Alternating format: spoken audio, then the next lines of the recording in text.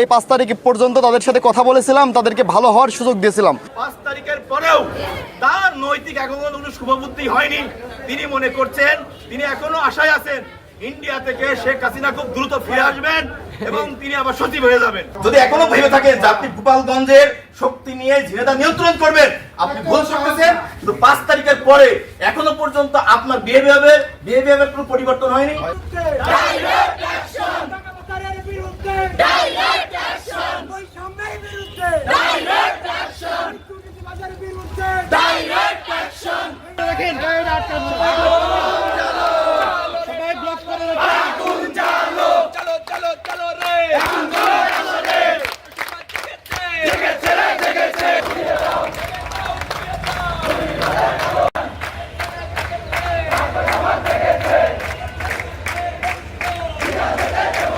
ভিতরে যাব, যে তার সাথে কথা বলবো, আপনারা কি অবস্থান করবেন কোনোভাবে যাতে পালাতে না পারে।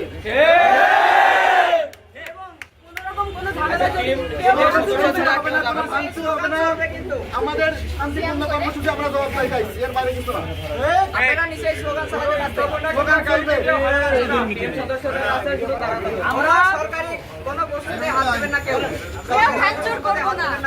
আপনি বহিষ্কারের পরে তাকে নোটিস করেছেন, বলেন আপনার জবাব শুনে কি। আমরা যে কথাগুলো বললাম একটাও যদি ইন্ডিকা হয় আপনি সেটা প্রোটেস্ট করবেন, তাছাড়া আপনি ঠান্ডা মাথায় আমাদের ঠান্ডা করার চেষ্টা করবেন না। উনি কাঞ্চন কুমার বিশ্বাস অভিভাবকদের সাথে কথা বলে কয়টা মেয়েকে চেনেন আপনি যে তারা অনৈতিকভাবে অর্থ উপার্জন করে? আপনি সেটা মেয়েদেরকে আপনি কেন বলেন প্রমাণ ছাড়া কথা? দুঃখজনক ব্যাপার হলো 5 তারিখের পরে স্বৈরা শাসক পতন হলেও আপনার চিন্তা চেতনার কোনো পরিবর্তন আমরা পাইনি। উনি ছাত্রদের বিদায় হওয়ার আগে ঝিনাইদহ জেলা প্রশাসনের কার্যালয় থেকে বিদায় হবেন। যদি এখনো ভেবে থাকেন যে আপনি গোপালগঞ্জের শক্তি নিয়ে ঝিনাইদহ নিয়ন্ত্রণ করবেন, আপনি ভুল করতেছেন। কিন্তু 5 তারিখের পরে এখনো পর্যন্ত আপনার বিহেভিয়ারের কোনো পরিবর্তন হয়নি, আপনার সিদ্ধান্তের কোনো পরিবর্তন হয়নি। এবং আপনি যে আমাদের কাছে অনেকগুলো রেকর্ড আছে, আমরা সার্চ দিয়েছি জেলা প্রশাসক ব্যাপারে অভিযোগ সাধারণ জনগণের যে আমার চাকরির পদোন্নতির সিস্টেম নাই। যেভাবে হোক স্যার, আপনি যে কোনো ছুটি নেন, আপনি অসুস্থতাকে ছুটি নেবেন, কি নেবেন আপনার সহবর্গ এডিসি জেনারেল সহ যারা শিক্ষা আছে, এমনকি পুলিশ প্রশাসনের পুলিশ লোক আছে, পরামর্শ নেন, দ্রুত আপনি এখান থেকে ছুটি নেন।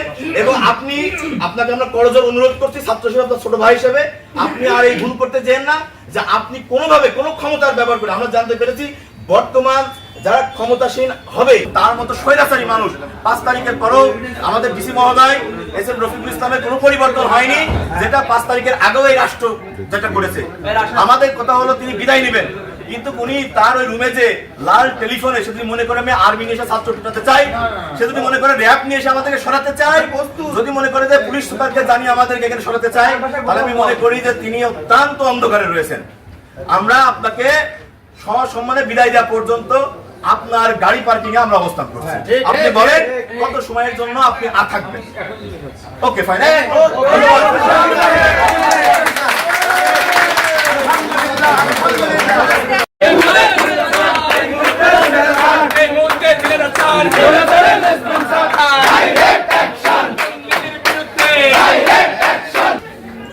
বুলবুলি সাইনটা করে দেবে। এই ভাই হাসি কথা বলে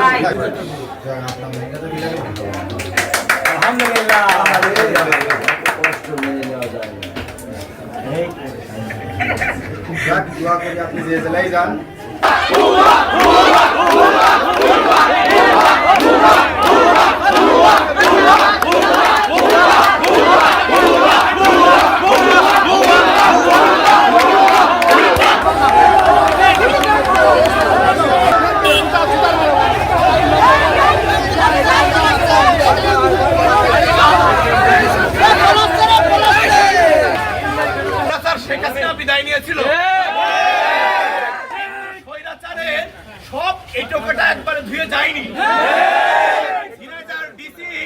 এসএম রফিকুল ইসলাম এই স্বৈরাচারের লেসপেন্সার এই টোকাটা ছিল ঝিনাইদহে।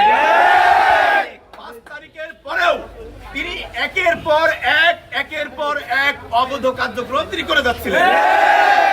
তিনি ভয়ঙ্কর যে কাজটি করেছিলেন, অন্তর্বর্তীকালীন সরকারের চাকরি করেও সংখ্যালঘু মানুষকে তিনি সাসপেন্ড করিয়ে বোঝাতে চান এই সরকার সংখ্যালঘুদের বিপক্ষে। ছাত্ররা যখন বুঝে ফেলেছে তিনি অন্যায়ভাবে ঝিনাইদার দুইজন হিন্দু টিচারকে কোনো কারণ দর্শানো ছাড়াই তাদেরকে সাসপেন্ড করেছে।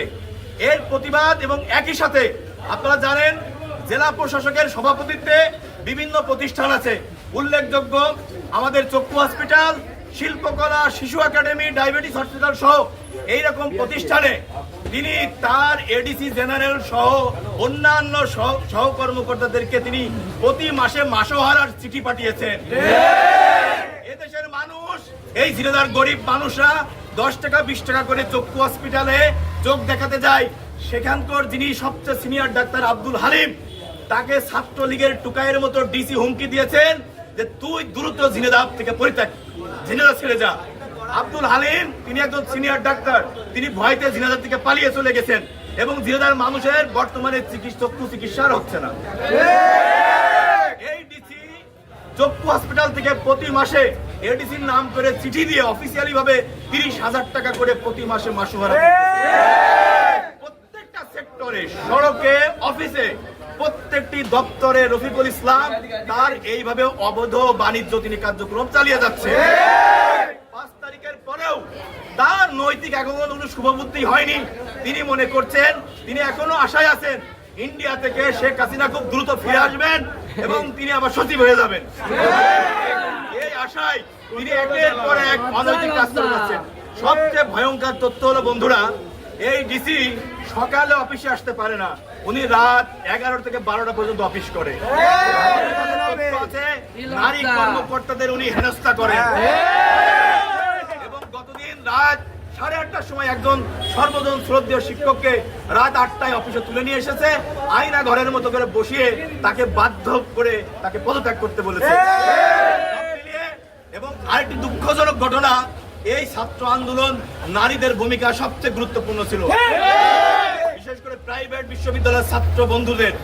ডিসি মহোদয় এরকম একটি দায়িত্বশীল চেয়ারে বসে তিনি প্রাইভেট বিশ্ববিদ্যালয়ের মেয়েদেরকে চরিত্রহীন বলেছেন। তাদেরকে বলেছে যে তারা টাকা পায় কোথার থেকে, তাদের বাড়িতে টাকা নেওয়া লাগে, তাদের লাগে না, তারা নাকি ইনকাম করে। আমরা ডিসিকে প্রশ্ন করেছি, আপনার মতো যারা এইরকম বুড়ো ভামরা আছে আপনারাই বোধহয় তাদেরকে টাকা দিয়ে হেল্প করেন। এরকম চরিত্র এই দেশের মানুষের, সাধারণ মানুষের খারাপ হয়নি।